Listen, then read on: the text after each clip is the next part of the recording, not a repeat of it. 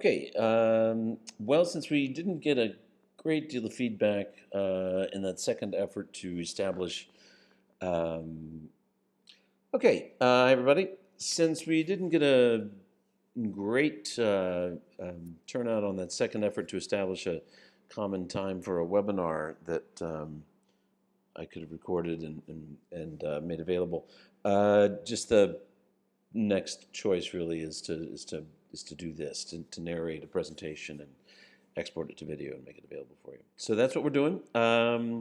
This is the final of the instruments of U.S. foreign policy, or anyone's foreign policy, but the last of this section, and the last one you need to have a complete picture for crafting your essay in response to the prompt about advising President Trump. So um, there are two kind of elements being constructed here into this concept of smart power. We've spent a great deal of time in this section, well, up to this point, everything we've talked about, military, covert, and economic statecraft, all go in the hard power context or category, as I hope made clear with our discussion of sanctions and the death toll that those sanctions took on Iraq.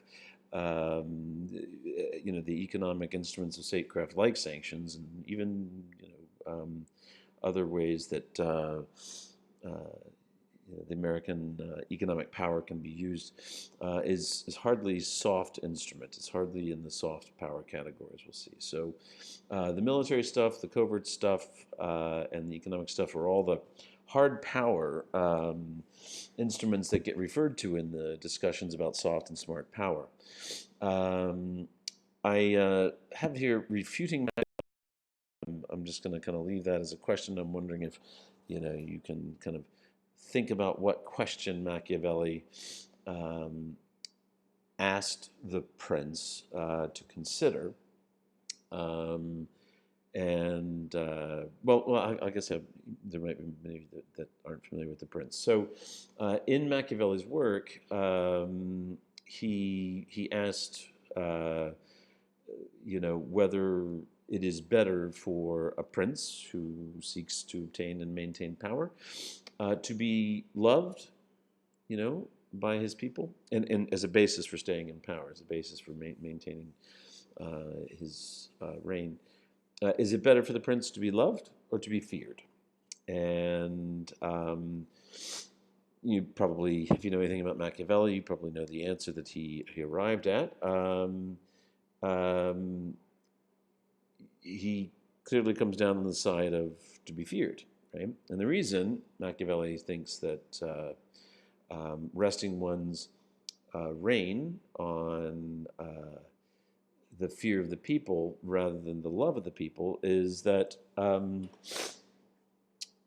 love of the people is something that is within the control of the people. It's something they can offer, it's something they can take away. And that's not a tenable position for a prince to be in if he wishes to maintain his reign. What he needs is something within his control. And Machiavelli argues that instilling fear of the people, or into the people, and maintaining that fear of the people is something that is within the control of the prince, unlike love. So Machiavelli gives kind of lip service to it would be nice if you could have both, but if you have to choose, it is far better to be feared than to be loved as a basis for maintaining power. The discussion on soft and smart power serves as a pretty powerful refutation to Machiavelli's conclusion. Or I might say a bit more nuanced, Machiavelli didn't need to give up on the both bit. So we'll see where this goes. All right. The tools of soft and smart power are said to be those needed for a much more complex threat environment than the United States has ever faced before, and that doesn't mean that the U.S. hasn't faced significant threats in the past, but the threat environment today is more complicated, more complex. As Nye will say, it is harder to translate our hard instruments of power into the achievement of objectives that we seek. So I'll use the term fungible, kind of an economic term, like currency. It's not as easy to exchange our hard power currency for that which we seek. What is the nature of this more complex threat environment? Well, we've talked about most of these. The problem of the proliferation of weapons of mass destruction and the materiel for those things, made much more viable, made easier through technological advancements and globalization, which makes it easier to transfer the technologies and the material for the various kinds of WMD weapons, like nuclear, biological, and chemical. So the proliferation of weapons of mass destruction, as we've already talked about, is a dire threat to not just the United States, but to all states. And it requires an approach that, as we've discussed, we really started to give up on under the Bush administration when he adopted the counter-proliferation approach in kind of rejecting his father's non-proliferation approach. And certainly President Trump is kind of back in that vein, much more unilaterally going after the problem of proliferation. Obviously, terrorism remains a threat. Terrorist organizations, as we saw with ISIS, can spring up rather quickly and establish themselves as quite a significant organization and pose quite a significant threat very, very quickly. And not so much ISIS. ISIS did not have great appeal within the Islamic world, but other organizations that might fit the label or merit the label terrorist organizations can in fact have quite broad appeal within populations that have not benefited from what we might say is American leadership of the world order. The problem of fragile and failing states really kind of hit the geopolitical agenda in the 90s. The concern was, and still is to some degree, that fragile and failing states are sites of growing disorder and instability, and failed states are states that cannot function in the ways that we expect states to function, like control their borders, for example. And if you can't control your borders, and you've got a great deal of instability and suffering, it's a place where would-be terrorist organizations can easily enter because of the lack of border control and establish cells and find a population for the purposes of recruitment. So these are held to be, and the instability and insecurity of failed states tends to spread. So it's widely recognized as a pretty important security threat. Non-traditional security threats started to be appreciated in the late 90s. The Clinton administration's National Security Council issued a report declaring for the first time in U.S. history an infectious disease, HIV/AIDS, to be actually a national security threat for various reasons. Don't have time to go into all that. That's a massive discussion. But the idea was basically the HIV pandemic carried with it various sources of instability in the developing world, particularly in Africa, in conjunction with the failed and fragile states environment and the poverty environment. only added to the threats coming from those sites. Climate change, obviously, posing nothing less than an existential threat to all of us. So these non-traditional kinds of concerns are now seen as part of the threat environment in a way that just wasn't the case a couple decades ago. We've also are obviously seen a resurgence of peer power rivalries, U.S.-China, U.S.-Russia, in a way that we didn't anticipate in the wake of the Cold War, but that's clearly the case.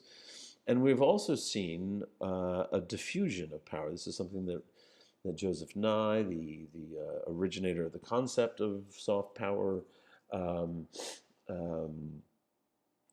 talks about and was really one of the first to identify. But basically, the diffusion of power in world politics is about the rise of the rest.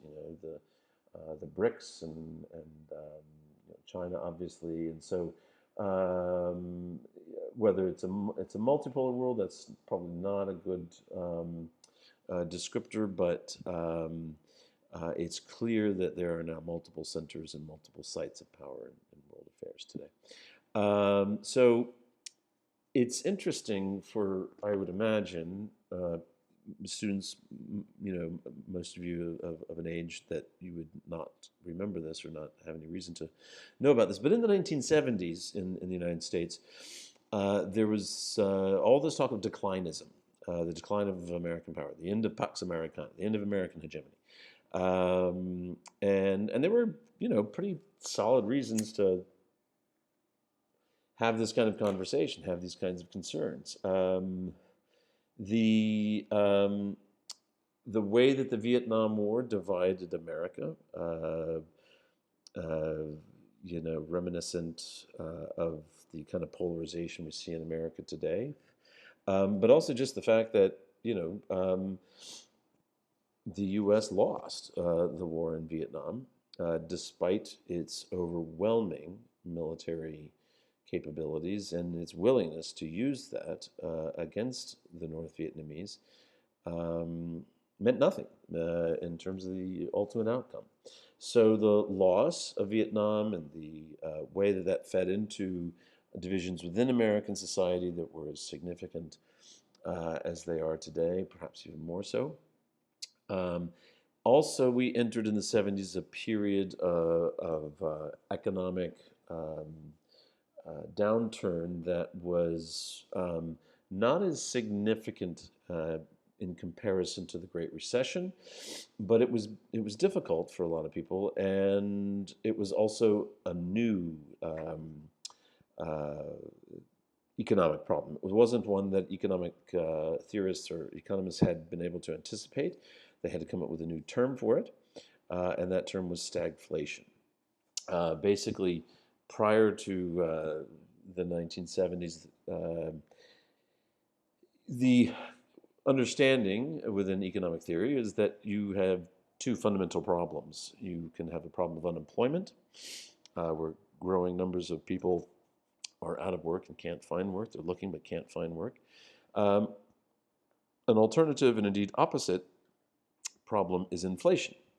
And inflation is a condition in which prices are on a steady increase and at such a pace that it outstrips the earnings or the purchasing power of those who now have to try to maintain a standard of living, or even just maintain a family. But all of a sudden we had, and the thing about inflation and unemployment is that they work at opposites towards each other. They're sort of the converse of each other. If you have inflation, that's simply a function of too many dollars chasing too few goods. In other words, it's in some oversimplified sense, there's too much money going into the markets. Right? And if you wanted to be truly Machiavellian, you could fix inflation by just throwing a bunch of people out of work, take their money away. and then they wouldn't have the money to spend, and so the demand driving inflation would fall and prices would lower.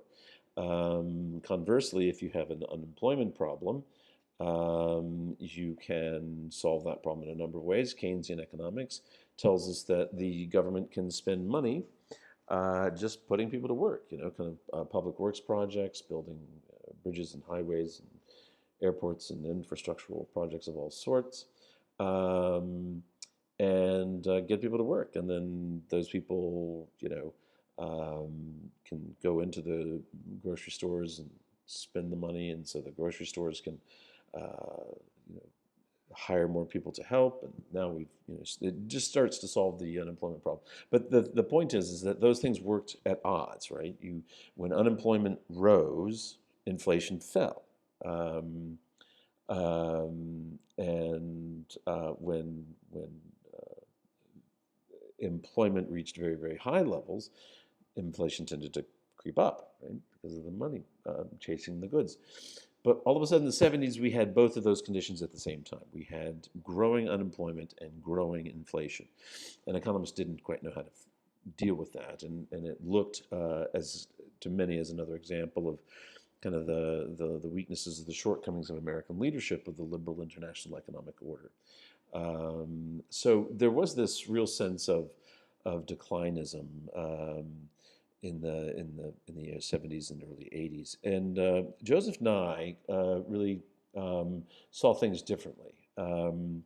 He argued that right in the midst of all that declinism, that the United States, he said, is likely to retain a broader range of power resources, military, economic, scientific, cultural, and ideological, than other countries. Right? He said, however, but the problem is that the sources of power in world politics are likely to change, and that will, make it more complicated for the U.S. to achieve its foreign policy and national security goals, because those traditional instruments of foreign policy, given the changing global environment, will have less efficacy. As you will say, hard power will become less fungible. Right? And again, he was kind of the one to note this general diffusion of power across the globe meant that the U.S. wasn't alone anymore as the state with the capacity to exercise power and influence. On this business of the diffusion of power, we're talking about the rise of not necessarily true hegemonic contenders, right? Although, and many realists see, certainly Mearsheimer, as we read, believes that China is a rising regional hegemon in Asia. But rather what we're talking about are just the growth, the emergence of centers of economic and technological power that become significant in their own right. So Asia, starting back in the 70s, as the Asian tigers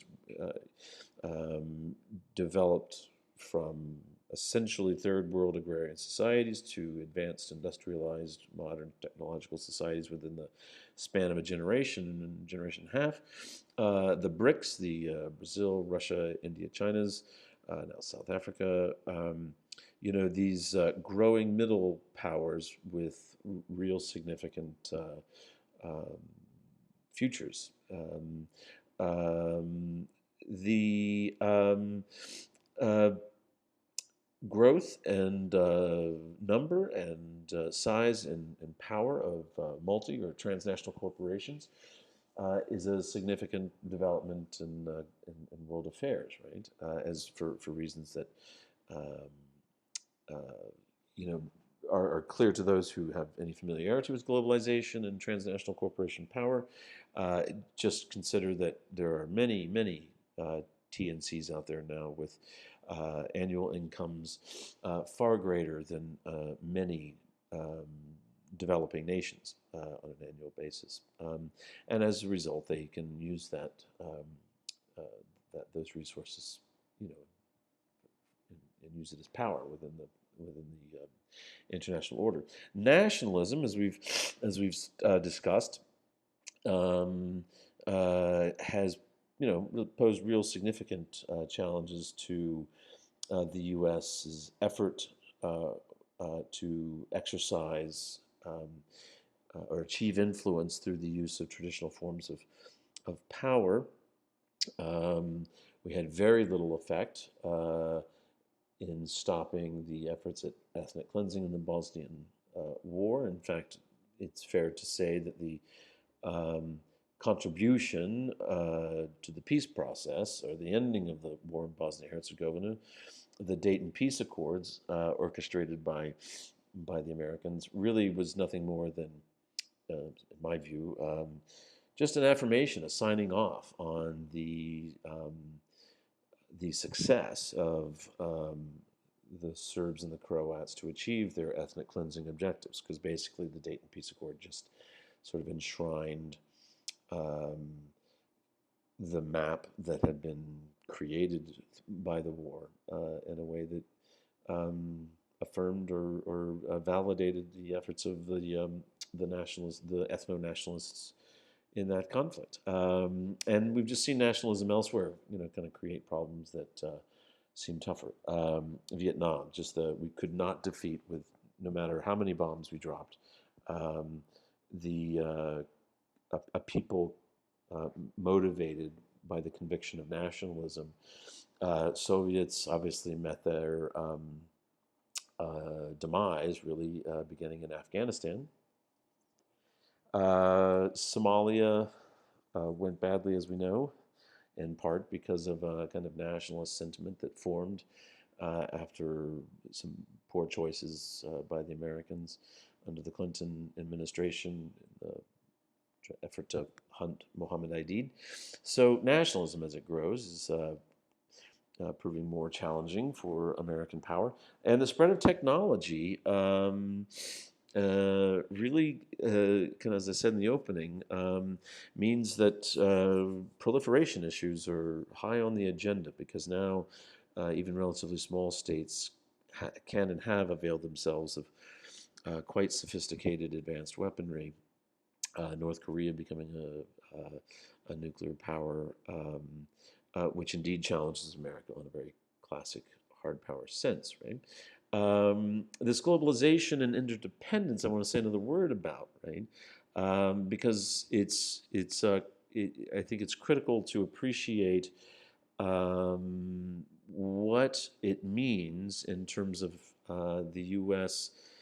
Trying to exercise power or have influence in the world today, given the growing interdependency of states across the globe. So what we're talking about, right, when we say things like globalization and independence, the enormous increase in the role of trade for the U.S. economy, for example, makes possible makes positive, stable relationships, rather, with our trading partners, with other states, absolutely essential to U.S. economic health. Now, this is not actually new, right? If you go back to the very first readings in this course, the Mead article pointed out that the welfare of Americans has always been tied to positive trade relationships with the rest of the world, and we pointed out the disastrous European embargo imposed by Thomas Jefferson as president, and how much that made the American people suffer, because it was just cutting off Americans from so much of what they needed to consume and could not get anywhere else. So this is about an interdependence. It's not a dependence. It's as I'm going to try to explain, both parties need each other. Both trading partners need each other. What this means is that the U.S.'s interdependence with other states with whom we have significant trading relationships makes it harder, makes it more costly in a kind of economic sense to try to use force or coercion, including economic threats like threats of tariffs and the actual application of tariffs against them, right? And this is something that Trump doesn't seem to understand. Why and many realists who have made arguments that what Trump is doing or have made arguments for quite some time that you know, the kind of potentially harmful to Chinese economic growth prospects, policies like tariffs, are what we should be doing. We should be trying to weaken China as in an effort to prevent its achievement of regional hegemony in Asia. The problem with those arguments, right, is this interdependency. Right? If we need each other, if the welfare of Americans is dependent on a healthy Chinese economy, right? Then how can we tariff them? How can we impose tariffs on them? How can we sanction them in ways that either have the effect or, as realists would do it, intentionally weaken the Chinese economy?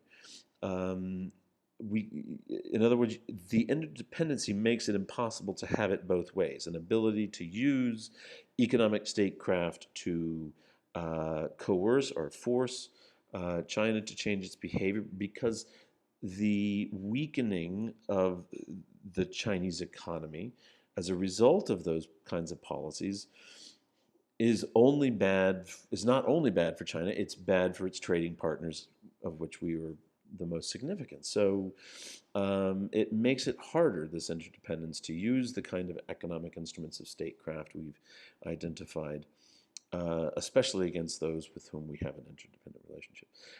Transnational investment changes our understanding of what is in the national interest. Now, this is just about globalization, right? Direct foreign investment, corporations moving their assembly lines to many parts of the world.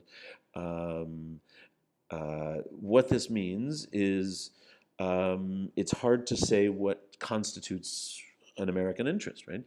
When I was in college, or high school, college, and Army, there was a real fear of it was palpable. And my mentor, Phil Limley, who I've mentioned probably before, very funny liberal Texan, the only liberal Texan I've ever met.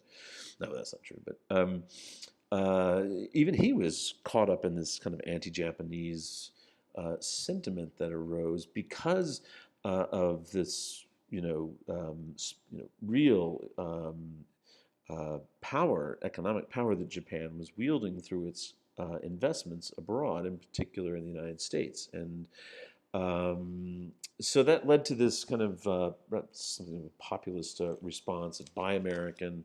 I lived in Louisville, Kentucky, where Ford has a motor plant, and you saw signs in their parking lots and things like you could not park a foreign or maybe a Japanese, but maybe just all foreign. There are signs that parking for American cars only here, that kind of thing. So it was the sense that we were being threatened by the growth of Japanese economic power, and so we even did, in fact, impose sanctions to try to improve what's called the balance of payments, or the imbalance in trade relationships, try to get Japan to import more to match the level at which we imported from Japan. Tariffs never work to that end. But the point here is not, just Japanese power. It's really more about what constitutes an American car, right? When today, Toyota, as they say here, are almost entirely manufactured in my former state of Kentucky. Right?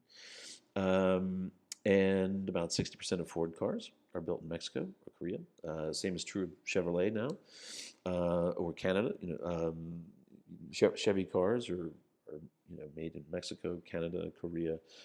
Good 60%, 70% of almost all Chevy cars now are made and assembled, or the parts come from other countries. So what does it mean to say you drive an American car if if the headquarters of the auto manufacturer happens to be in Tokyo, but the workers that put it together are American, and the uh, so the salaries of those who built the car, are, went to Americans.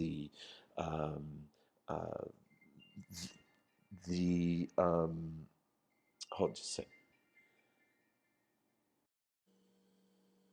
Okay, so anyway, yeah. So what does it mean to drive an American car or a foreign car when it's made, bought, paid for in the United States?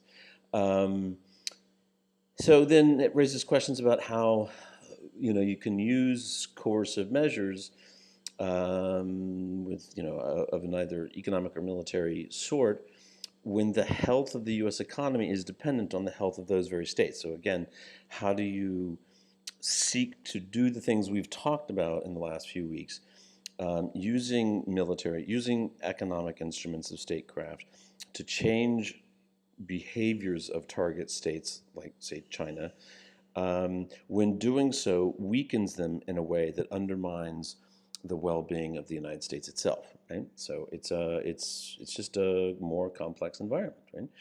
So what we've seen then is an emergence of new conceptions of threat, and the rise of new issues in global affairs, right? We now have to confront, or have to, but don't mean we will, confront problems of climate change, as I said, infectious disease, civil conflict, and the rise of mass atrocity crimes, um, global drug trafficking, international drug cartels, and the threats that they pose. Obviously the growth of global terrorism, even extreme poverty has been securitized, as it's called in the Copenhagen School of International Relations Theory. The conditions of extreme poverty are also conditions that are ripe for instability, civil conflict, and the setting up of terrorist cells that find in populations suffering extreme poverty a very possibly willing population to join extremist causes. And then, of course, global financial instability, like we saw. I mentioned the stagflation of the 70s, the Asian crisis of the late 90s, early 2000s, and then, of course, the Great Recession of 2000 during the Bush administration, and that really called into question for a lot of people the viability of the liberal international economic order. So these new issues and threats, by their very nature, are of such scale, scope, and complexity, right, that they just defy America's traditional preference for unilateral, or not America's traditional preference, but the preference of some within the foreign policy establishment for unilateralism, unilateral action. It's just impossible to deal with problems of that scale and scope, problems truly of global proportions, by one country, even the United States. Or in another way of putting it, it reveals the limited utility of these traditional instruments of foreign policy, these traditional forms of hard power. And that's where we started this whole section of the course, asking the question whether there was a declining utility specifically in military power. And you will be surprised by the identity of those who have come to that conclusion. That's coming up in a little bit. So these challenges to national and kind of more modern concepts of security, like human security, simply cannot be solved without a full, complete commitment to multilateralism, indeed a global coordination and cooperation regime to tackle these truly global complex problems. And thus, what does this mean for U.S. leadership? Well, the argument, certainly by the CSIS Commission on Smart Power, is of the view that American leadership is indispensable to be, to try to even begin to tackle any of those complex problems. So the claim, right, is that achieving the global good, right, meaning things that everybody wants, right, things that the U.S. wants, the things that people in the rest of the world want, achieving those, achieving the global good requires continued American leadership.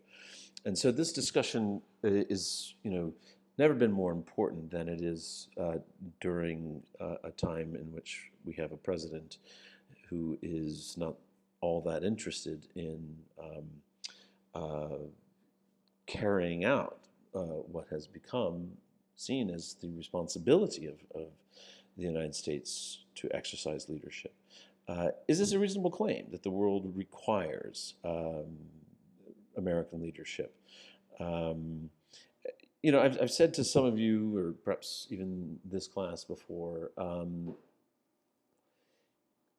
I've I have a weird history with the hegemonic stability theory, out of which much of this comes. I was talking to a student just yesterday about this, and when I was in graduate school and I had to read all the key works on hegemonic stability theory, which all state that world orders of any kind need a single hegemonic power to maintain order and stability in the world, and we've got these cycles of hegemonic rise and decline, and the periods of where there was a single uncontested hegemon, there were periods of order within the system, and I, just to be kind of a little self-revelatory here, I hated that work. I hated uh, the the uh, the inclination of those to make this argument that, you know, I just found it, as I was telling this person, I can remember reading these books and I was just writing little swastikas in the margins. It was this idea that, it just sounded so fascist. So not, the world needs un leader, and, the world needs a Führer. So I really resisted the corpus of work that continues to grow that supports hegemonic stability theory, basically. But over the years, I've come to kind of accept what the data seem to imply, and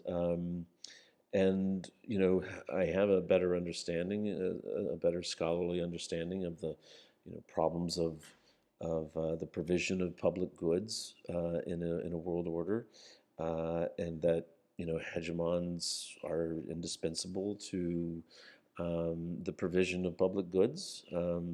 They find they provide solutions to things like free rider problems and those kinds of things. So what makes the U.S. indispensable, right? Well, the argument is that it is this combination of extraordinary military power. We've gone all through that. Enormous economic influence. We've gone through all that, right? But what we're going to add today is these notions of cultural power. It's historic, at least since World War II, willingness to expend its enormous resources in the defense of allies. Think about those figures we gave in the post-World War II era, where upwards of 80% of all the money that flowed into Europe for its reconstruction came from the United States alone. There was only one state that had those kinds of resources, and it was the United States, and it really had the mantle of leadership sort of forced upon it. So it's this historic willingness to expend those resources and to lead the effort to create the liberal international world order by being instrumental in as an architect of the Bretton Woods institutions like the International Monetary Fund, the World Bank, eventually the World Trade Organization, and more broadly the United Nations. And these have proven to be a stabilizing force in world affairs. So I think I don't think it is overly nationalistic to argue that the U.S. seems indispensable. As I say, I have my history with this kind of hegemonic stability theorizing is been a kind of a circuitous one, but I've come to see that there is some degree, at least, of indispensability for U.S. leadership. So the argument being advanced is that American leadership may be required to solve the kinds of problems that confront us, this complex environment in which we all exist. But the problem is that it has a tradition of certainly since the end of World War II, if you go back to our discussions of the national security, NSC 68, that document that, kind of took George Kennan's view of the Soviet Union and made it policy. And I said that one of the most significant implications of NSC 68 was that it heavily militarized U.S. foreign policy forever. We shifted heavily in the direction of an emphasis on a dependence or an emphasis on military power. But the problem is that military power cannot obtain or help us obtain the objectives we seek in this much more complex threat environment.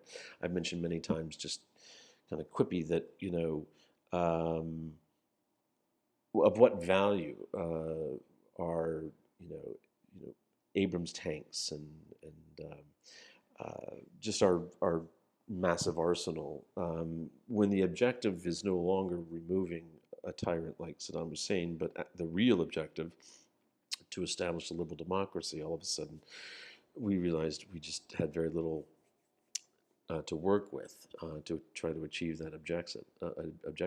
So the Commission on Smart Power report, as I will make clear, is not written by a bunch of hippies. Far from it.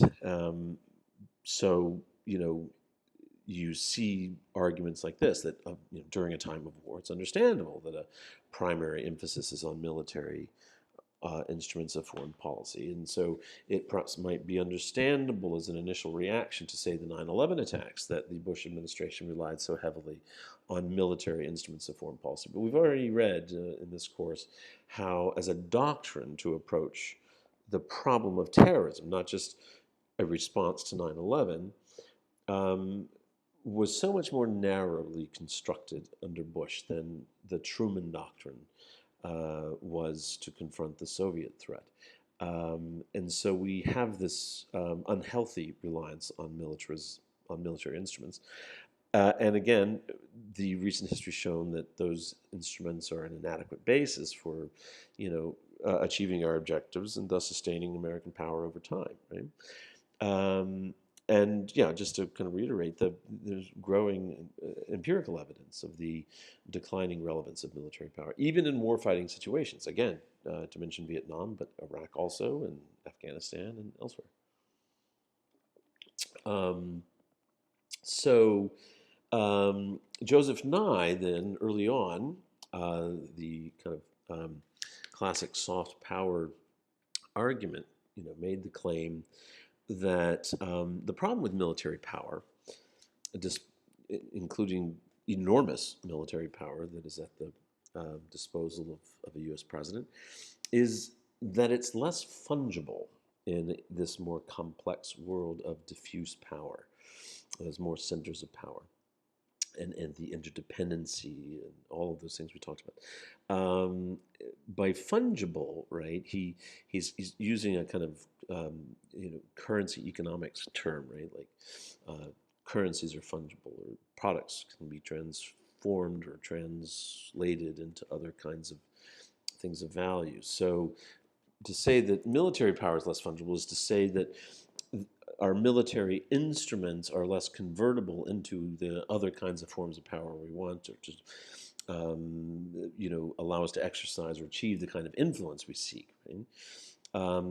And in particular, the use of force for economic gain now proves almost too costly and too dangerous to make that a viable choice. So consider, the argument advanced by many, certainly many within my country, that President Bush invaded Iraq essentially for economic reasons. That is, control of the vast oil resources, and the reality is absolutely that in the immediate aftermath of the overthrow of the regime, American forces made choices that certainly didn't help them defend against the argument that it was all about oil, because these choices I'm referring to are what they chose to secure and protect, right?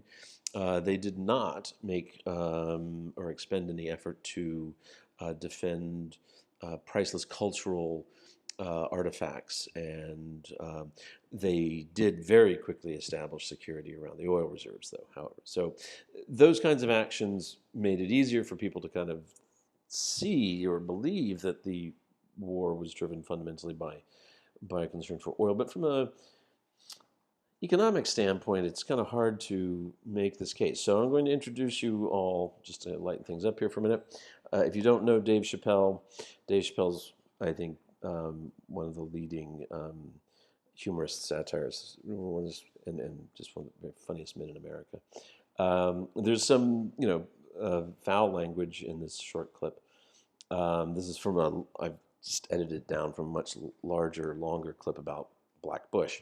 But you'll see here that there's the articulation of the oil theory. So I give you President Black Bush. President Bush continues to make his case for an invasion of Iraq. After carefully examining the region, me and my cabinet agree that area is definitely ripe for regime change. All right. But if I can be real about it. Be real, son. Real? Be real, son. Try to kill my father, man. What? And play that shit. Say word, he tried to kill your father, son. That nigga tried to kill my father! Word to everything we love, we coming to see y'all, son. A sensitive accusation for this administration is the theory held by many that the real reason the U.S. is so interested in toppling Saddam is control of the oil that Iraq is sitting on. What about people who say you're only interested in the Middle East for oil? What? Huh? Oil? Who said something about oil, bitch? You cooking? Oil? Come on, y'all, get out of here! Dave Chappelle, Black Bush. What of the oil argument? Well, again, consider this claim, right? We invaded a country, took down the regime in order to obtain control of the reserves that are there. Does that make economic sense? This claim misses just how expensive the war, was. The official, period of the whole war, not just that short, where he declares victory, but fighting the insurgency. So the official period of 2003 to the end of 2011 cost $1.6 trillion. And I think I may have mentioned some of these figures before. And they varied according to who's doing the estimate, the Congressional Budget Office or whoever. But when you add these downstream costs, like I mentioned before, like veterans benefits over the life of those who were wounded in the war,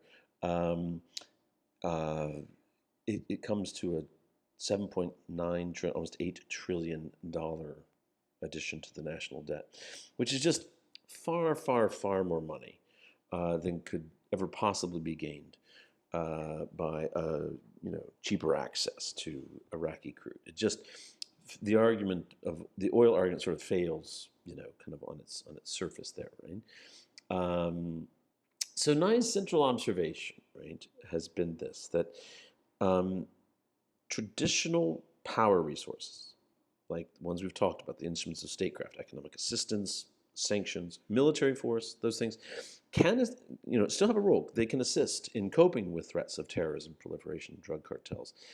The ability of any great power to control its environment and to achieve what it wants is, however, not as great as traditional hard power indicators would suggest. Okay? Perhaps that's, kind of what you expect. These trends suggest a second, more attractive way, he noted, of exercising power than through these traditional means or by applying those traditional instruments. He noted early on, he started writing about this in the early 80s, a state may achieve the outcomes it prefers in world politics, not simply because they can force or coerce other states into, but because other states want to follow it or have agreed to a situation that produces such an effect. Right? So power was often classically defined by Robert Dahl as the ability of A to get B to do what it wants. Particularly when B would rather not. And so real kind of power is coercion. Right?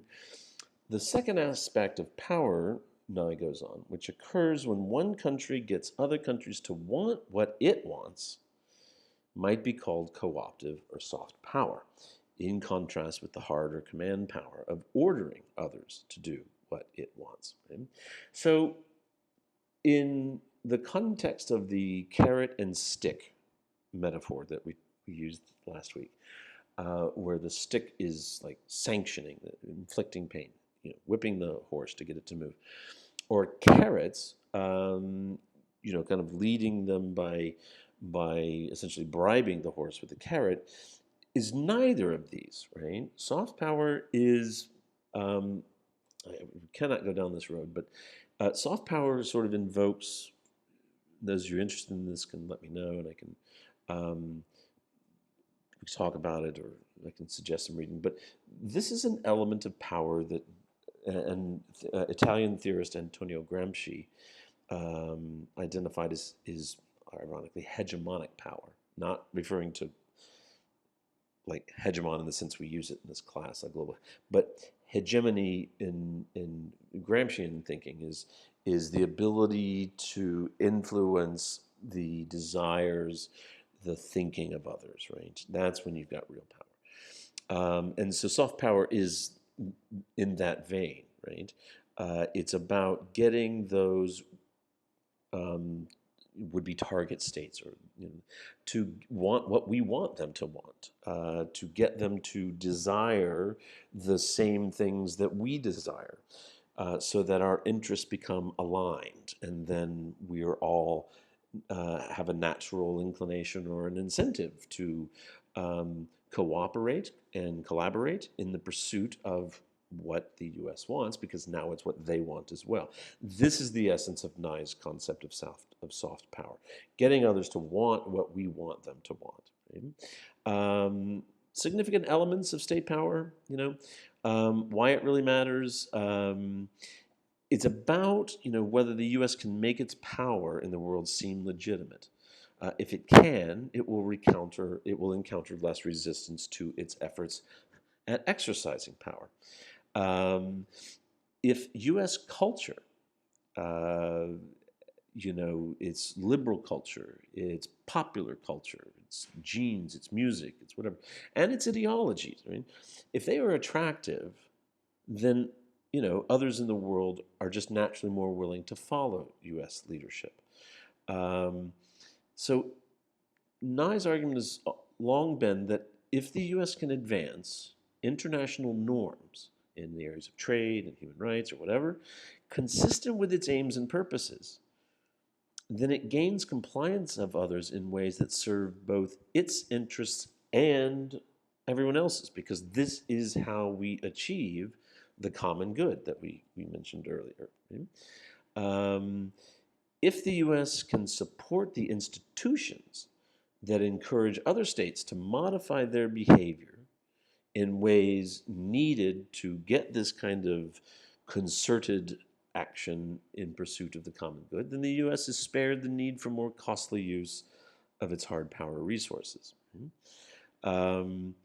So this has really, been about, or needs to be understood in the light of, the construction of a liberal international economic order, the Bretton Woods institutions, remember, the World Bank, the IMF, the decades-long series of agreements called the General Agreements on Tariffs and Trade that led to the World Trade Organization, involved getting more and more states to buy into the liberal market, free market principles of the United States. The GATT rounds, there were like, the Uruguay round, the Tokyo round, and just every round that was convened every 5, 6, 10 years, added more and more countries to the agreement, And the agreements covered more and more areas of trade. Like it started with just, getting rid of tariffs. And then by the end, we were, protecting intellectual property rights and tackling non-tariff barriers to trade and things like that. So it was about, U.S. leadership succeeding in bringing more and more of the world community into its envisioned liberal free market framework. Um, the International Criminal Court would certainly be another one of these institutions serving the common good, bringing those guilty of violating the laws of war, and ending the impunity with which many war criminals have long enjoyed to an end. Unfortunately, this is an area where the U.S. leadership has not been exercised. We've not signed the Rome Treaty. And in its just kind of most fundamental way, therefore not supported it. Doesn't mean we haven't worked with it. We have, in fact, and certainly during the Obama administration, cooperated with the ICC to a much greater degree. In some sense, we, during the Obama administration, kind of acted as if we were a signatory to the Rome Treaty without being one. We cooperated with investigatory with investigations and things like that. But we've now, of course, got a different government in power that has a very different view of the ICC. So the bottom line here, right? Soft power works when other actors develop their own preferences, but those being in line with ours. And so they alter their behavior in line with the interests of the United States. That's the essence of soft power. Okay? The significance, the key elements of soft power, legitimacy, right? The American experiment, if you will, America, needs to be seen as a legitimate power. It's the epicenter of soft power, right? To quote the Commission on Smart Power, if a people or nation believes American objectives to be legitimate, the U.S. are more likely to persuade them to follow our lead without having to use threats and bribes. Right? Legitimacy can also reduce opposition to and the cost of using hard power when the situation demands. So remember, the Smart Power Commission is in no way, a bunch of hippies, is all identified, right? And they are committed to the use of hard power when it's deemed unavoidable or necessary, right? But they are arguing very clearly here that the core of American power has to rest in the legitimacy of the United States in the world, right? For reasons just discussed. And so this takes us back to Machiavelli, right? This changes the answer. The Commission on Smart Power really rewrites the prince and answers his question: is it better to be feared or loved? I should say, or loved. In the current complex environment, the Commission is clear. They say it is better to be both. Okay? The sources of traditional soft power, right? Cultural, ideological attraction. As I said, U.S. popular culture is, globally pervasive in terms of fashion, the popularity of Hollywood films, and those kinds of things. Rules and institutions of international regimes, like trade regimes, these areas that are governed without governments. The WTO, the trade, the World Bank and its efforts at development assistance, the International Monetary Fund and its role in currency stabilization, and institutions and treaties and norms, that help us prevent the spread of WMD. Our political values, the American political values and ideals, as enshrined in the Constitution and the Bill of Rights, are important values that we can draw on, or these values and ideals constitute an important source of cultural power as we engage with the rest of the world, because it is reasonable to say that no people desire to suffer the indignities of truly oppressive regimes that care not for their welfare, like we've seen so many places that finally erupt into massive civil conflict cases that I'm familiar with, like Liberia, Cote d'Ivoire, Sierra Leone, Congo, places like that. So those values of ours are sources of power we should try to leverage, but we have to live by them, of course, and that's coming. Economic and educational systems, right, that attract worldwide interest. I mean, we still represent as an economic force, the place where college graduates with, technological capabilities, technological skills, seek to come and earn 4, 5, 6 times what they would earn in India or South Africa or wherever. The attraction of American higher education, I think our high schools, our public educational system up through high school is, woefully inferior to, that of Europe or Japan or China. And so early undergraduate years, American students are usually behind their European counterparts and those in Japan, China, and places. But by graduate school, it's equalized, and by doctoral studies, it's the U.S. is where so many still very much want to do their advanced degrees, and that's a source of power, right? Including as we'll say, the educational exchange program like Fulbright, that was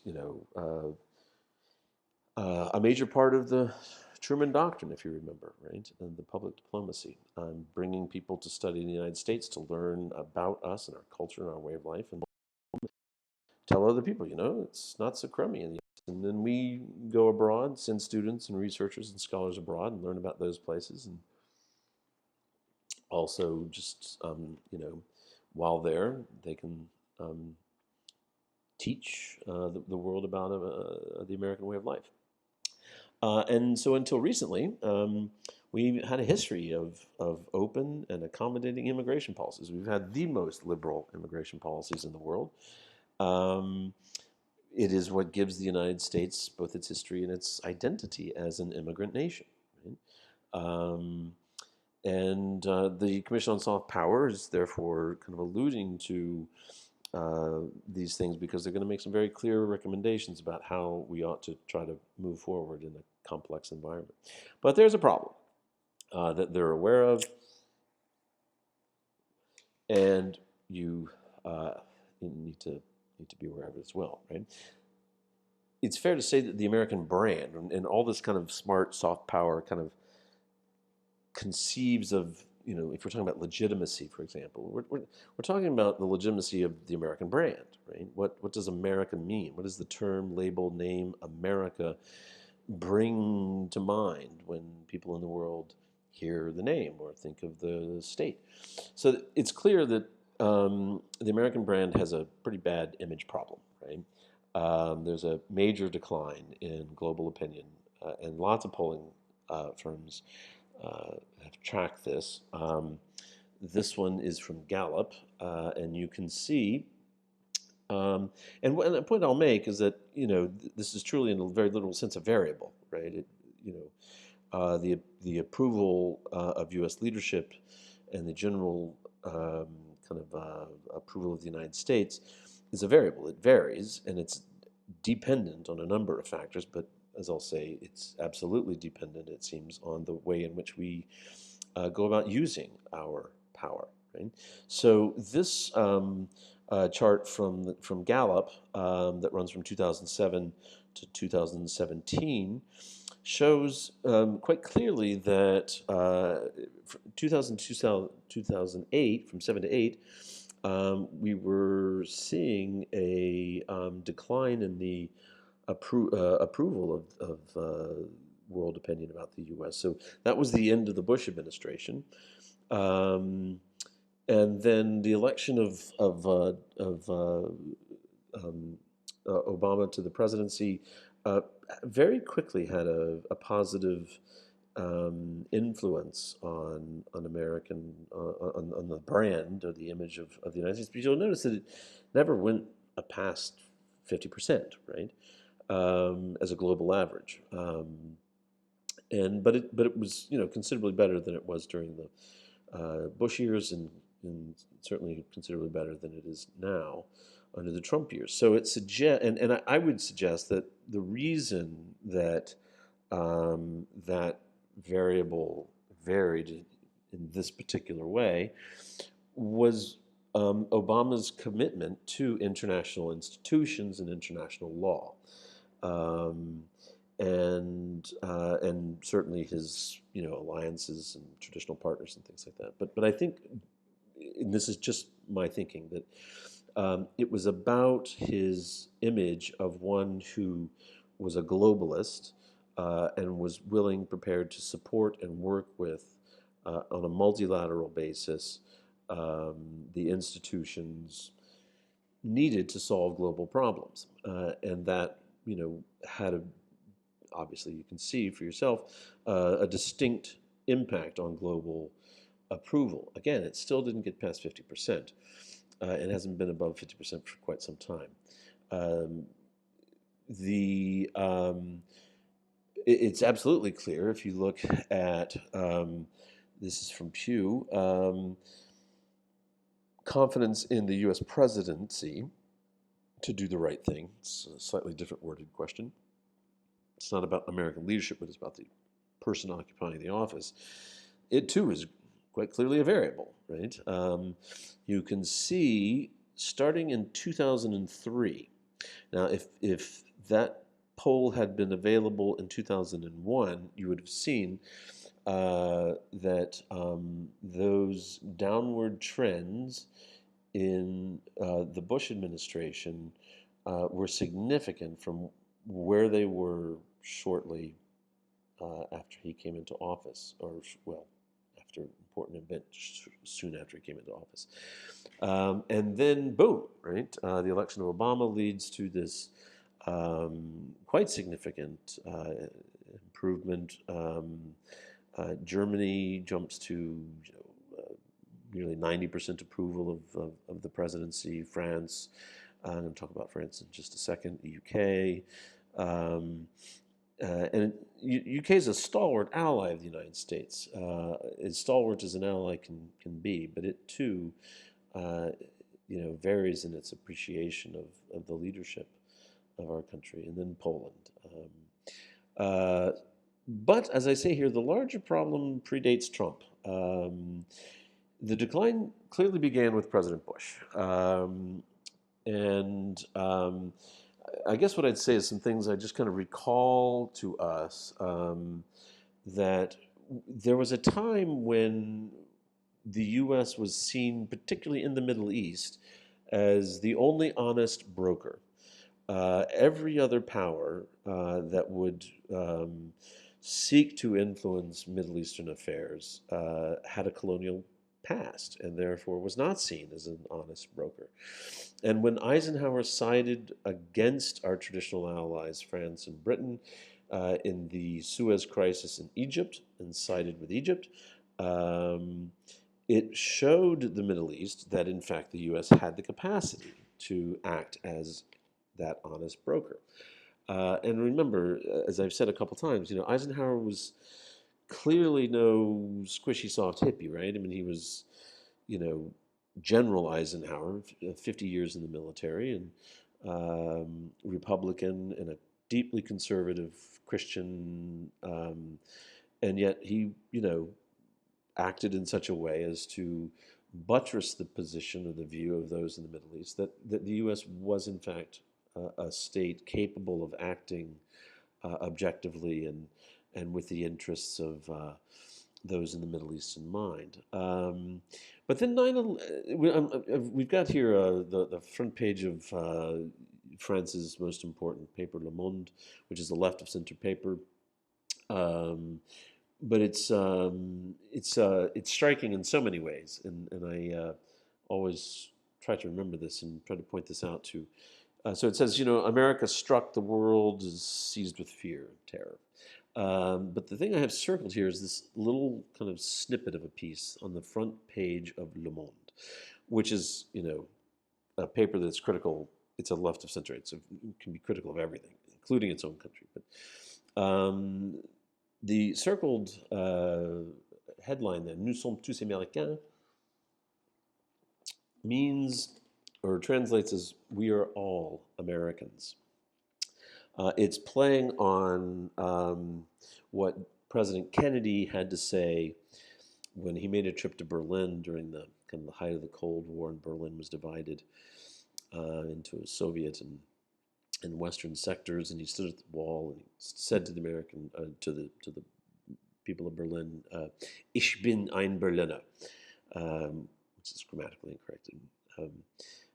But he was saying, "I am a Berliner. I am with you. We are all Berliners." And so they're kind of trafficking in that sentiment and that memory when they say "Nous sommes tous Américains." We are all Americans. Many Americans have pretty negative views of the French, and it's unfortunate, and it's often very poorly informed. And they have a poor sense of history. I always tend to kind of point out it was, the Statue of Liberty wasn't our idea. It was a French idea, and they chose the United States as the appropriate place for it to reside. But the sentiments expressed in this short little snippet are significant, right? And the underlined pieces, the underlined sections here read, talking about Kennedy, having just kind of reminded people that Kennedy said, we are Berliners. How could we not, in effect, feel this way? That in a moment so grave in our history, not feel a profound solidarity with a people and a country, the United States. And get this is what Americans think the French don't do. The United States, to whom we with whom we are so close, and to whom we owe our liberty. Because Americans often say, they're ungrateful bastards. We saved them in World War II, and here is the left-wing Le Monde saying on the front page that they owe their liberty to the Americans for having, for D-Day and liberating France. So how can we not be in solidarity with the people in this country, the United States, to whom we owe our liberty and therefore our solidarity? This was September 12th, or 13th, so just 2 days after the attack on 9/11. This is a moment that President Bush could have seized and perhaps become known as the greatest president in the history of the country. He had an unprecedented and seemingly limitless reserve of goodwill, both at home and abroad. His American numbers were in the 90s, which is just unheard of, his approval ratings, in the 90s. Reagan never got, anywhere near that figure. Right? And global opinion was of the sort of, if the French, and the Le Monde in particular, is, conceding that they owe their liberty to this country and therefore their solidarity in their time of need, and that they are all Americans now. Bush could have done great things. But he chose another route. And we see from this initial global outpouring of support to very quickly this widespread suspicion and even outright hostility and condemnation of U.S. policies, even from our closest allies. And it was France who led the fight against Bush's march to war at the United Nations and in the world more generally. And it is said that only Bush could have saved Jacques Chirac because he was terribly unpopular in France. He was facing these scandals, and he was just terribly unpopular. But then when Bush announced that man who killed my father, tried to kill my father, was going to go to war on Iraq, President of France really led the global effort to try to prevent that from happening. As it says here, the position of France is nothing can justify the war. And because of Chirac's, campaign against Bush and his march to war, Chirac was reelected to the presidency in a way that wouldn't have been possible without that circumstance. So if we look at the reputation of the U.S., we can see clearly here that it's a variable, and that it's clearly dependent, it seems, on how the U.S. uses its power. So this is a Pew poll taken in 2002. So it's perhaps a year. I don't know what time in 2002, and it may be an average of the year 2002. Now that I think about it, but we're just kind of pointing out France here, and the approval in 2002 among the French, or the percentage of the French who have this favorable view of the United States, is at 62%. Right? And I suspect that's already gone down from that 9/11 period, because it was very, very quick. I think it was 5 days after 9/11, Bush announced that he would quite likely attack Saddam Hussein. So that 62% is lower than it would have been already. If we jump, however, to 2003, just the next year, when it's clear that we perhaps have already gone to war, just tracking France again, right? The favorability rating among the French has fallen to 42%, right?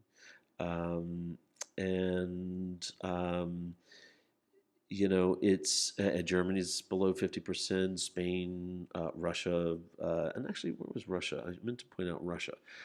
In 2002, Russians still had a fairly favorable view of the United States. It's going to be here somewhere. Yeah, Russia right below France at 61%. So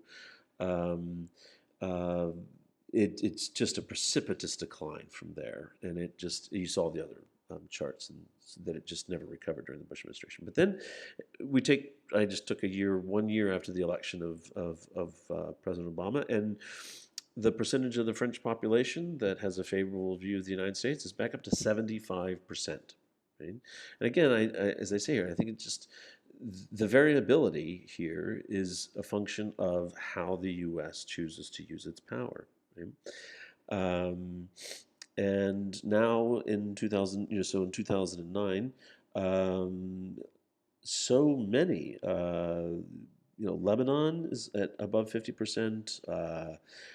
Japan, Indonesia, the world's largest Muslim country, Germany, Poland, Canada, the UK, of course, stalwart, Mexico at nearly 70%. Israel, of course, is the other stalwart ally, as long as we, maintain a certain posture.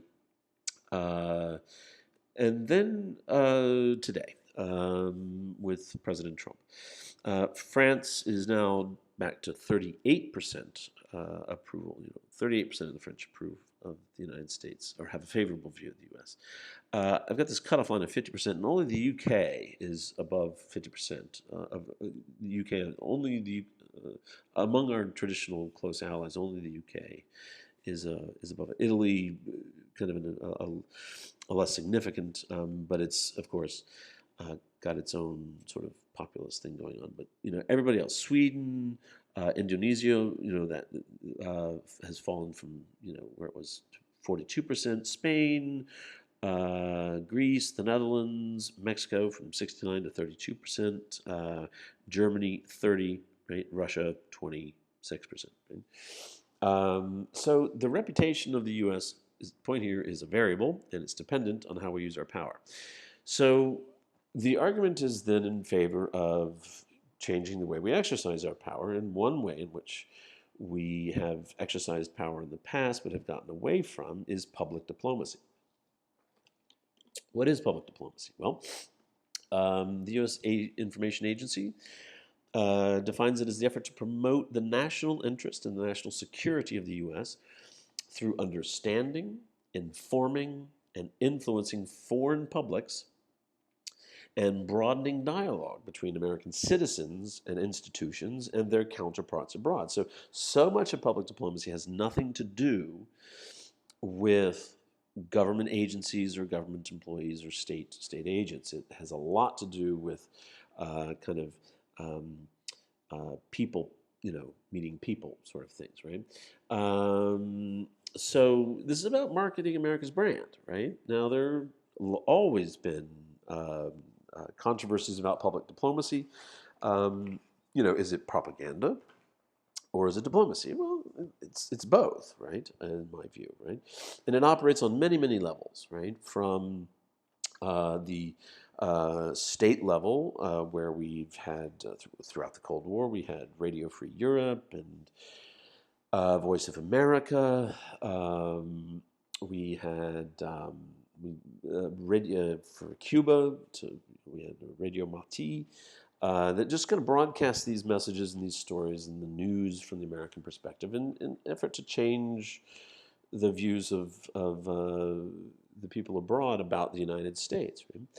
We have it from that level all the way down to educational exchanges between college students and graduate students and things like that. And there's a long history of success in public diplomacy. It's absolutely I think I may have talked about this in one class this week, that a critical element in the end of the Cold War was the decision that Mikhail Gorbachev had to make about the growing evident way in which his reforms of Glasnost and Perestroika were getting out of control and really leading to, because Gorbachev sought to reform the Soviet Union, not destroy it, but he did destroy it, right? There was a point at which he was being very clearly advised, and there was, apparently an effort to oust him by the Soviet military. There was a point at which he had a decision to make. Were the policies of Glasnost and Perestroika a mistake? Did he need to call them back and kind of retrench and reimpose the Kremlin's power and authority in an old-style way, crackdown? Or should he just let things continue to unfold? And we now know that a considerable part of the a considerable part of the reason why Gorbachev chose to let things continue to unfold was that scientists, physicists, and chemists, the what are called epistemic communities, these communities spread out across the globe because of modern technologies.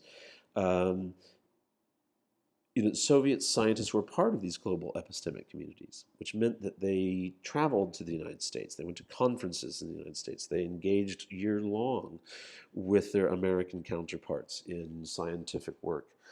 And they had the ear of Gorbachev, and they were telling him, things are better in the United States than they have been in the Soviet Union. It is not the place that we have described to the Soviet people all these years. They do good science, and they do, so it was having that at that critical moment, the views of, scientists, not state officials, but just, people in the population that seemed to some degree pivotal or critical at that pivotal moment in Gorbachev's tenure, where he decided not to crack down and let things unfold. But there's been more recent history of abject failure of public diplomacy, as discussed in the reading, and particularly under Bush, when he, in response to 9/11, quite understandably responded heavily militarily against Afghanistan and search for Al Qaeda. But then, for whatever reasons, he then decided to go to war with Iraq, and then it just became the global war on terror as a military. And we've already discussed this, the readings, the discussions about how narrowly constructed is the Bush global war on terror doctrine in comparison to the Truman doctrine for the Soviet threat. It was just essentially a military focused doctrine, but it doesn't mean that they didn't also try some public diplomacy, but they just failed miserably. Part of it is to blame on the people that the Bush administration chose to run our public diplomacy programs, because what we're trying to do was change attitudes and opinions in the Middle East among Arabs about the United States. So they produced these films, and they were seen as silly, amateurish, just vacuous and transparent propaganda campaigns. There were these ridiculous movies that, I've seen a few of them, basically showing the central message is, look how well we treat our Muslims in America. And so you'd have these Muslim Americans come on and say, basically they love America for the opportunities they've been given. It was just, the message was the right message. It was just produced so badly and so insensitively to real legitimate grievances that are in the Middle East, and it paid no attention to those, that they just had absolutely no effect whatsoever on opinion in the Arab world, and it remains quite bad. So what? Who cares, right? Why does it matter what others think of the U.S.? Remember, one of the authors of one of our readings said that, foreign policy is not about making friends, right? It's, about perhaps establishing the best possible relations that are consistent with American interests, right? Well, the Commission, the Center for Strategic and International Studies sponsored Commission on State Power thinks differently. The first thing I want to do before I discuss their views is I want to point out who the commission consisted of, right? As I've said now twice, these weren't a bunch of hippies, right? Just starting at the top, the two co-chairs. Now, Joseph Nye is this scholar long associated with soft powers I've talked to you about, but Richard Armisen, or Dick Armitage, is the very opposite. He is a hawk. He was a principal member of the Bush administration and a principal architect of the war on Iraq.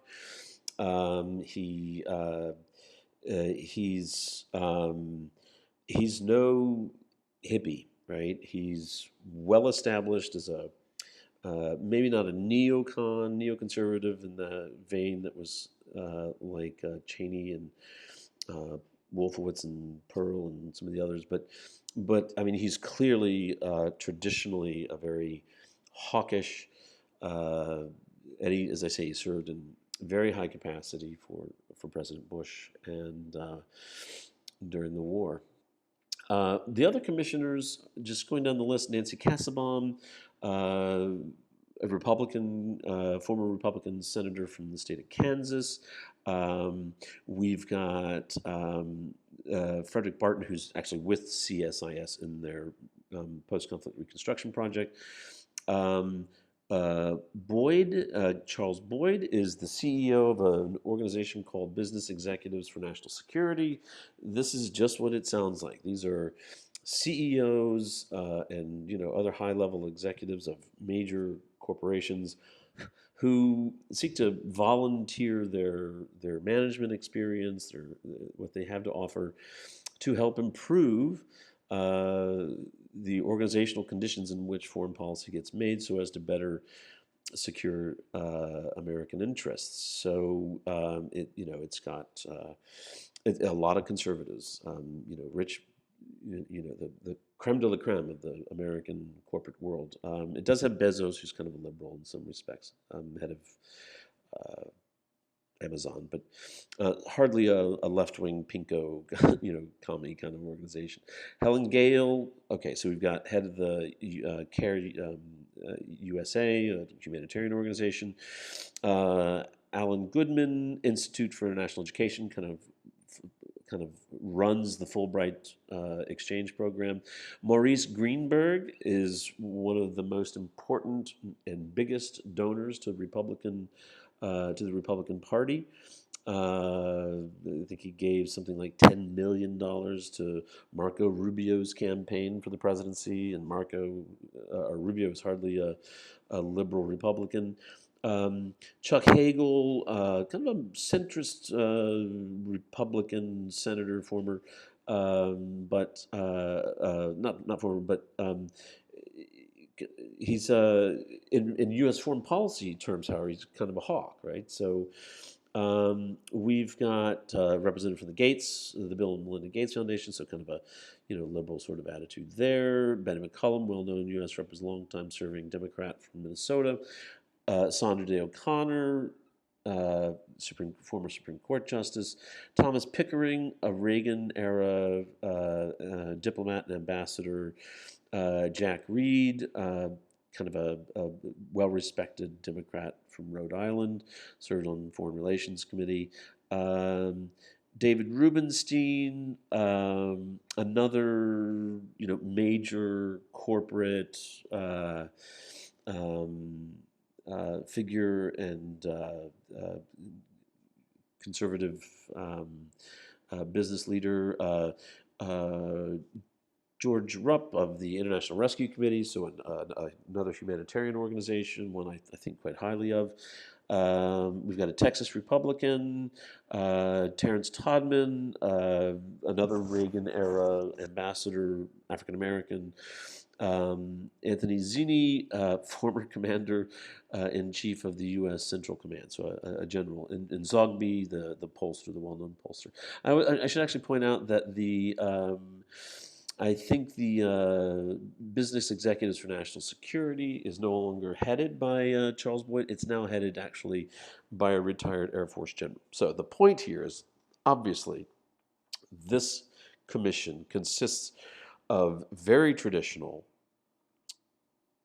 thinkers about American interests and American power and U.S. foreign policy. Right? The CSIS Commission and its report and its recommendations need to be understood as the product of these folks. It did not come out of the left. It came out of the mainstream from mainstream to center right to, in some cases, quite hard right, in the case of like Boyd and others. So it's just important to appreciate that, given what they have to say about how the U.S. should pursue its foreign policy goals. They start with a very traditional notion in American foreign policy circles that the goal of U.S. foreign policy should be to maintain its supremacy, its preeminence, but as an agent for good. So it's not just maintain American hegemony for hegemony's sake, right? It quotes here, quoting him here, the United States must become a smarter power by investing once again in the global good. Right? So we've talked about this concept of the global good, those which everybody wants. Providing things that people and governments in all quarters of the world want but cannot attain without American leadership. So again, an argument for the indispensable role of American leadership. Achieving this goal is impossible, it states, without strong and willing allies and partners who can help the U.S. to determine and act on priorities. So it's a call to, fundamentally building relationships and institutions, right, as we'll see, that can help the U.S. be the leader the world needs, right? Smart power, just for them to make it clear to you, is neither hard nor soft. So it's neither, these traditional instruments of hard power that we've gone through, nor is it Nye's world of merely trying to get other countries to want what we want. Smart power is the skillful combination of both. Smart power means developing an integrated strategy, resource-based, and toolkit to achieve American objectives, drawing on both hard and soft power.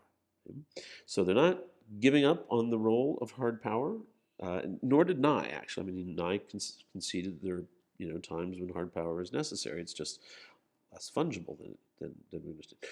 So it's both for the commission, right? The question they asked, right, or the question we can ask is, how does America become the welcomed world leader for a constructive international agenda for the 21st century? How does the U.S. restore the full spectrum of our national power? How do we become a smart power? These are tough questions.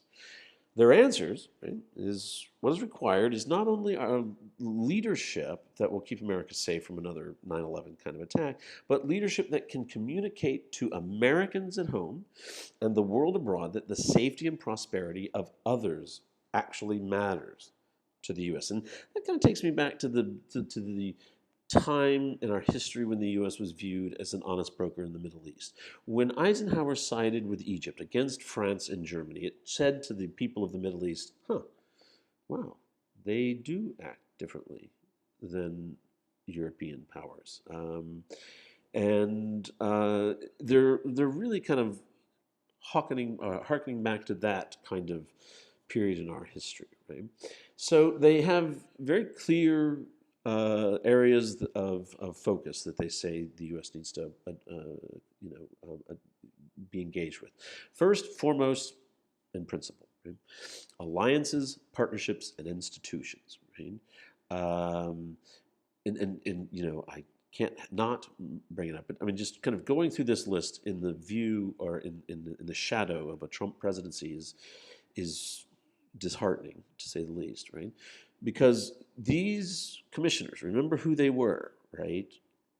Democrats and Republicans and business executives and major Republican donors and generals, Air Force generals, and retired Reagan-era diplomats, and I mean, just the brain trust and the political ideological space of the commission couldn't have been more mainstream, more America focused than that. And what they have to say here is just so alien to what we see under the Trump administration. So alliances, partnerships, and institutions, right? Rebuilding the foundation to deal with these global challenges, right?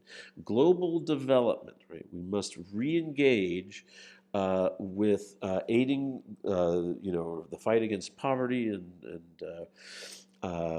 underdevelopment in the world, and develop this kind of collaborative, multilateral approach to doing so. But instead, of course, one of the first gestures of Trump was to cut our foreign assistance budget for development by 35%. Public diplomacy, right? Bring that back. Improving access to international knowledge and learning, right? Economic integration, the thing, again, that Trump fights, right? Increasing the benefits of trade for all people. And this is something that they take on. They recognize that globalization and the spread of the global trade regime that the U.S. leadership successfully led to the construction of the World Trade Organization did not benefit all people. And so it must be revisited in a way that we can pursue global economic integration in a way that does, in fact, offer benefits to all people. And then exploit technology and innovation for the purposes of addressing these massive challenges like climate change and energy and security. Right? So these are the areas. This is what a smart power foreign policy agenda would look like. Right? There's still a clear role for military power. Right? But the commission concedes that militaries are, well suited to defeat states, as we saw in the case of Iraq, but a very poor instrument to combat ideas. So to win the peace, we need to appeal, once again, this is language from, say, the era of Vietnam, the hearts and minds of the world, right? And in some ways, this is the story of having won the Cold War. The Truman Doctrine, much more vast, much more multifaceted, and drawing on all instruments of American foreign policy, like public diplomacy as well as hard power, is what ultimately can be said to have won the Cold War, not the kind of singularly focused on the military kind of approach that Bush's global war on terror was known for. So the obstacles to getting what the Commission would like to see, a smart power approach to foreign policy, is in fact this heavy reliance on or preference for military solutions, right? There's lots of reasons why we have this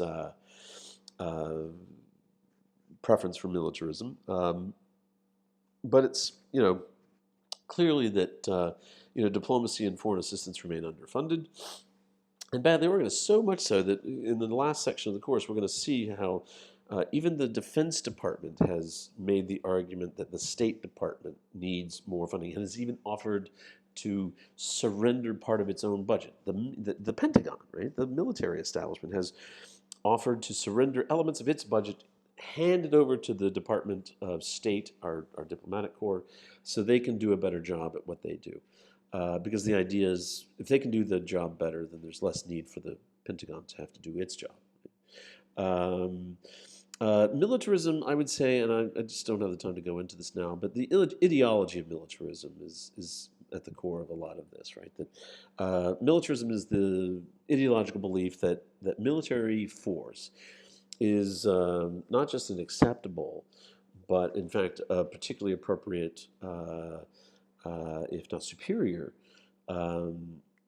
method of dealing with all manner of threats and concerns, political, economic, social challenges that face the United States. It's this quick, it's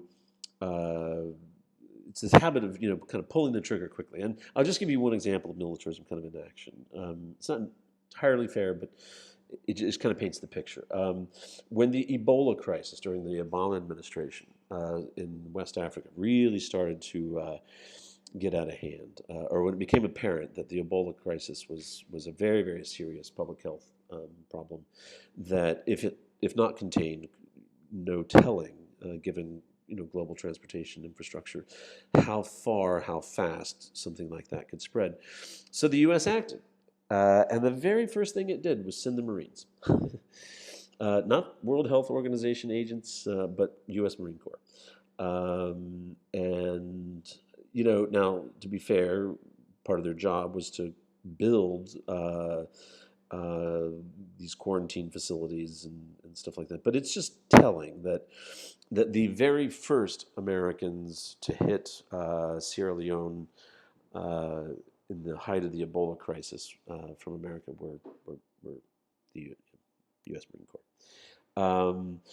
Wielding soft power is hard, right? Since it's often outside of the government control, because so much of it is identified, right, at the level of, student exchanges, and civil society organizations. So it's challenging for a government to pursue a significant public diplomacy program when they realize that much of it won't be within their control, right? So their proposals, right? America should renew its commitment to the current order, that world order that it's been the principal architect of, and help find a way for today's norms and institutions to accommodate the rising powers like the BRICS, the Brazil, Russia, India, China's, who may hold different sets of principles and values. Right? Now, in the last, no, that's another class. I may perhaps bring in a piece by Eikenberry that makes this kind of argument. So they're arguing, lead the order, continue to lead the order, maintain the order, but do so in a way that recognizes the rise of these other important powers in the world, the diffusion of power. Success and failure return, it says, on the ability to win new allies and strengthen old ones, both in government and civil society. The key is not how many enemies the United States kills, right, but how many allies it grows. And I think this is a critical point. We tend to focus in the United States. Certainly, the media tend to focus on, we've killed this leader of ISIS. We've got, we finally got Osama bin Laden. And we kind of do a body count of our enemies and never think about the enemy count that grows when, say, for example, our drone attacks kill civilians, right? And it's that they're calling our attention to, that it's not how many enemies we kill, but how many allies we can grow. If in the effort to kill enemies, we grow more enemies, it's just a self-defeating sort of enterprise, right? So states and non-state actors who improve their ability to draw in allies will gain competitive advantage in today's environment. Those who alienate potential friends, or even existing friends, frankly, like Canada and, under Trump, stand at greater risk. Right? So if asked today, this commission would say clearly that many of the actions of President Trump put the United States far from, closer to achieving its security objectives, but at much greater risk. Right? Clearly, Trump never read the Smart Commission report. So their final proposals, right? Move the war on terror from the epicenter of foreign policy. It's not that terrorism is gone. It's just that there are multiple problems on the agenda, and it needs to be seen as part of that matrix. Excessive use of force can actually abet terrorist recruitment among local populations. We must strike that balance, it says, between the use of force against irreconcilable extremists, because it is indeed the case that there are those with whom negotiation will just mean and bring nothing, and our other means of countering terrorism if we want to maintain our legitimacy. Right? The use of diplomatic power for positive ends. Right? We were, as I've said, once considered the honest broker in the Middle East. We must, the Commission says, try to restore balance in our approach to the problems and crisis. That's a very hard argument for that particular group of people to make. They don't say Israel exactly there, but that's obviously what they're referring to. That U.S. policy towards the Middle East and U.S. policy towards Israel must become more balanced. It must come to appreciate, or at least accept, that the suffering of the Palestinian people is a legitimate concern that should be ours. And replace the war on terror as the centerpiece with the pursuit of the public good. The point they say, right, or their kind of conclusion is that this is not altruism. And remember, that's part of the reason why I went through the cast of characters that constitute the commission. Those are not altruists, right? Those are corporate executives, Bezos, the richest man in the world, generals, Republican senators, that cast of characters reminds us that this is not altruism, smart power, and their agenda. It is enlightened self-interest. Okay, thanks very much. I hope that helps. See you Monday.